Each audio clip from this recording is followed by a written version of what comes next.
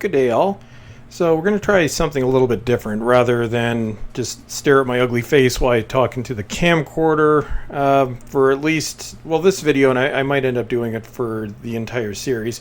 But for right now, we're just going to try doing it as a voiceover and see if that works. At least as nothing else, you can stare at publicity shots of the screen and various photographs from the episode.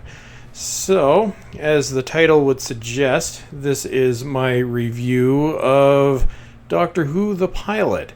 And, I guess to give a little bit of background context, going into this, this is obviously the episode immediately following the return of Dr. Mysterio, which is an absolute abortion of an episode.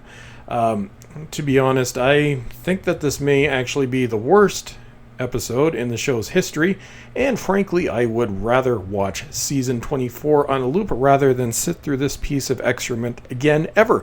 I actually watched it 3 times, and really it was just to see if it was as bad as I had suspected it was, and it was, and I think in the end it was just kind of like watching a train wreck. I'm like, how could Doctor Who have sunk to these levels? So, luckily, it doesn't seem to be quite as bad.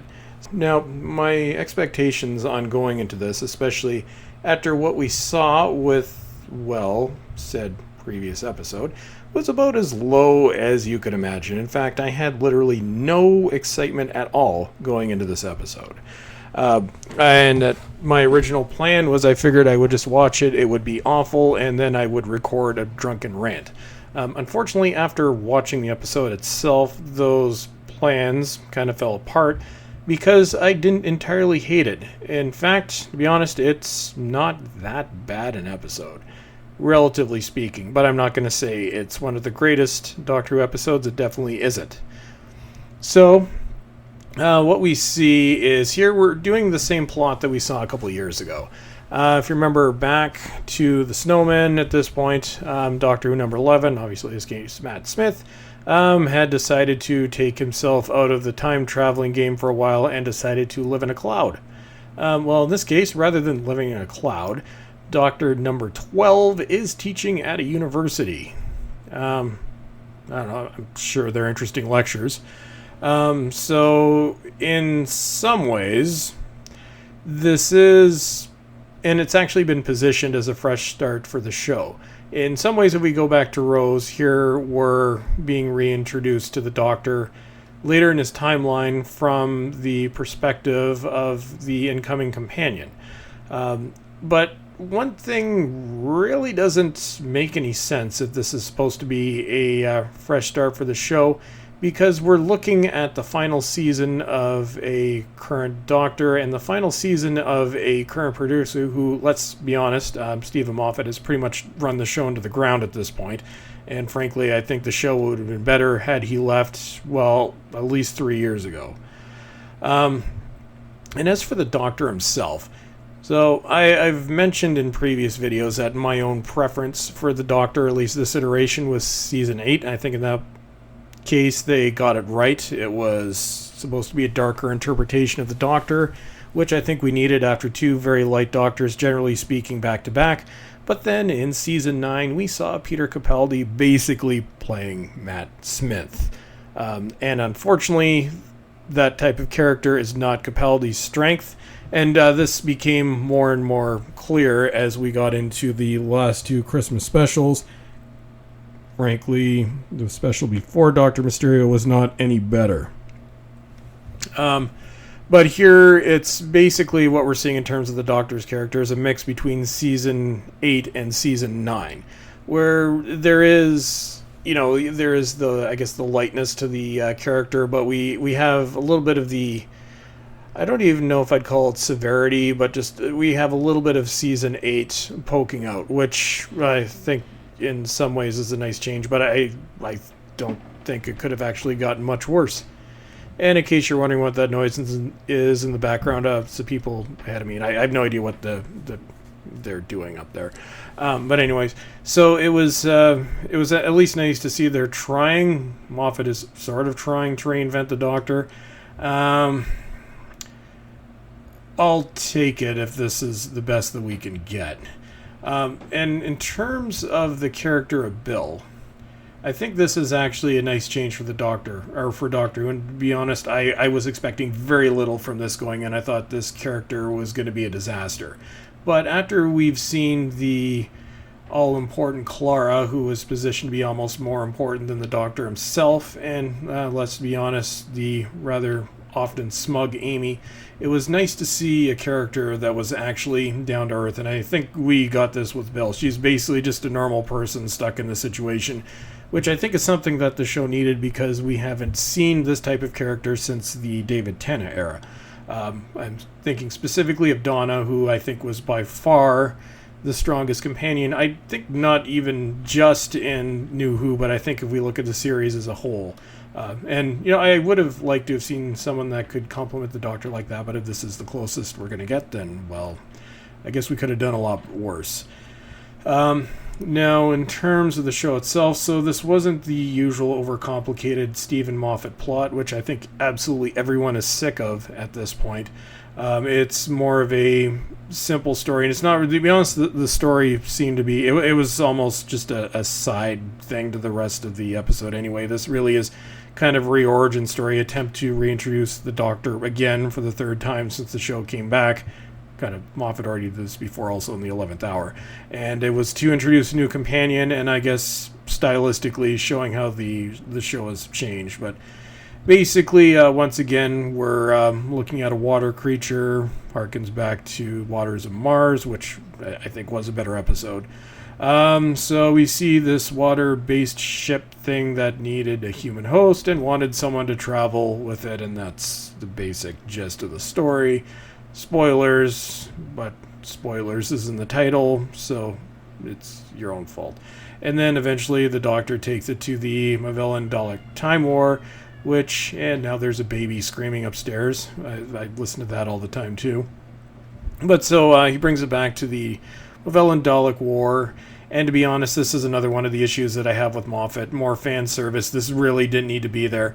But I think if anyone is still debating the rumored requirement that the Daleks show up in at least once a season to actually retain their contract or whatever based on the Terry Nation estate, I think this is it, because this is another one of those things where they were just thrown in because they had to be thrown in. And Movellans, to be honest, they're in one of the most, well, not, let's just say not one of the more highly thought of episodes of the original series, Destiny of the Daleks, so it was just there because it was there. That could have been taken out completely. And then, there's the metaphor, which is another Moffatism. Hunger is often confused with evil. Moffat lecturing again and trying to feel all important. I won't miss that when it's gone. Yeah, so those are the good things. Now we'll take a look at bad things. One, at the top of my list, Nardole. Why is this character here? He's not funny. He's annoying. He adds nothing to the plot. And I've heard that Matt Lucas is apparently a decent comedic actor and other things that he's been in, but frankly, if I compare it to the crap that I've seen here, I don't know. I just find it annoying as hell. If you were to take Lucas out of the story, I don't think there would have been any difference whatsoever. He's just there. He's annoying. Well, I guess his robot thumb falling apart at the beginning was, I guess, kind of humorous, sort of. But to be honest, no, I don't know. He doesn't add anything to it. I think I know some people like him. Just get rid of him. Just stick with the Doctor and Bill. And now another thing is, I've mentioned in previous videos, especially my last two, Doctor Who picking up current social issues and then basically lecturing everyone. And this one, the lecturing wasn't so much in the episode. Now, it's kind of the elephant in the room, but what are we talking about? Bill's sexuality. And I think we could argue in 2017 that this really is a non-issue. I know my own view on it. I really don't care one way or the other. And I think the way it was introduced in the episode was perfectly fine. Bill is gay. The sort of water creature, I can't remember what her human name was offhand, but a water creature wanted a companion, so they were playing that angle. To be honest, it was perfectly fine. But Stephen Moffat, being the way he is, I guess in a supreme example of virtue signaling. And I think one problem that I've had with Doctor Who is, to be honest, it's gotten way too SJW under Stephen Moffat's reign, and this was kind of an example of it, not Bill's characterization or sexuality or anything like that, but the way it was positioned, where I guess it was about a week or 2 weeks or whatever it was before the episode aired, they tried to turn it into a big news story. Bill is gay and why it shouldn't matter. Well, it didn't matter, and why did it really have to be made a news story? Again, Moffat lecturing. And one thing that really did kind of piss me off about this is she's actually positioned as being the first gay companion. What about Captain Jack? One of the problems that I have with Moffat, and I think it's obvious, I have several if you listen to some of my recent videos, or watch, is he seems to have contempt for Torchwood. One of the things that everyone has wanted to see come back is we've wanted to see Captain Jack come back. John Bowerman himself wants to come back to the show, and he wants to do another season of Torchwood, and good God, what is going on up there? Oh, the yelling's about to start. Okay, so we'll just consider this some background drama for my review. But anyway, so Bill was not the first gay companion, it was Captain Jack. And this was way back in, well, he was cast in 2004. The episode aired in 2005, and ironically enough, the introduction of the character was written by Stephen Moffat. I don't know if Captain Jack was Moffat's idea or Russell T Davies, but I think back in 2004, 2005, when Captain Jack was introduced, I think there were still some social issues at the time. So at that point, it was not necessarily a brave thing, but not something that everyone was really doing at the time. But this is basically a way of completely wallpapering over, or, well, not just deleting Captain Jack from history. I'm like, no, actually, he was the first gay companion, and frankly, I think he's actually one of my favorite characters in Doctor Who, and I'm one of those that would like to see Torchwood come back. But unfortunately, rather than Torchwood, we got Class. In case anyone's wondering why I didn't bother covering that, well, I watched the first episode. It was horrendous. I gave up on the show after 4 episodes, and I wasn't going to bother dedicating any time to that crap on this channel. But anyways, so, yeah, like everyone, no problem with Bill's sexuality. I just, like, why did Moffat have to try and make this into something bigger than it actually was? I think he was, in some interviews, I've kind of see him doubling down on this. I'm like, dude, just shut up. Okay. Big spoiler at the end. If there's actually the preview at the end of the episode. There's actually a couple cool things here. One is looks like the Doctor. Well, we see him at least start to regenerate in the trailer, and that leaves some people wondering if his Doctor is actually going to regenerate partway through the series. Which would be, I guess, an interesting change, but not good, because that would, frankly, deprive us even more of a Doctor that's been horribly misused. But the other one, and we already knew this anyway, but John Sim is coming back as the Master. I think I prefer this version of the Master over Missy. I've actually watched his episodes since, and I'm kind of really looking forward to seeing how these two versions of the Master kind of bounce off each other. But anyways, that's about it for this. So in summation, a decent comeback for the show, not necessarily the best episode, but a massive improvement from the depths that the show has fallen to in recent years.